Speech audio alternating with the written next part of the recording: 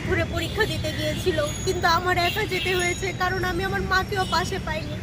আমার মার সংসার চালানোর তাগিদে তার অফিস, তার স্কুল, আমার আম্মু তখন স্কুলে জব করতো, আমার আম্মু আমাকে নিয়ে যেতে পারেনি। আমি যখন এসএসসিতে গোল্ডেন পেয়েছিলাম, আমি আমার সেই রেজাল্ট প্রকাশের আনন্দটুকু উপভোগ করতে পারিনি, কারণ আমার পাশে আমার বাবা ছিল না। আমি আমার বাবার সন্ধান জানতে চাই, আমার বাবার সাথে কী করা হয়েছে। আমি এমন এক হতভাগা সন্তান যে নামাজে বসে আমার বাবার জন্য দোয়াটুকু পর্যন্ত করতে পারি না। আমি একবার বলি যে আল্লাহ আমার বাবা যেখানেই থাকুক আমার বাবাকে ফিরিয়ে আনো। আবার আশেপাশের মানুষের কথা মনে হয়, তারা যখন বলে যে আরে এতদিন এত বছর হয়ে গিয়েছে, নিয়ে গিয়েছে, এখনো কি বাঁচিয়ে রাখছে, মেরে ফেলছে কবে। এজন্য আমি আমার বাবার জন্য দোয়াটুকু পর্যন্ত করতে পারি না। আমি চাই আমার বাবার সন্ধান দেওয়া হোক, আমি যেন আমার বাবার জন্য অন্তত নিশ্চিন্তে দোয়া করতে পারি।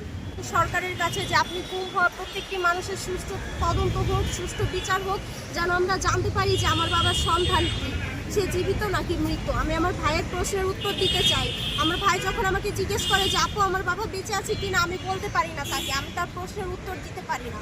আমি চাই আমার বাবা সহ গুম হওয়া সকল ব্যক্তিদের সন্ধান তার পরিবারের কাছে দেওয়া হোক, সুষ্ঠু তদন্ত হোক, আমরা বিচার প্রত্যাশী।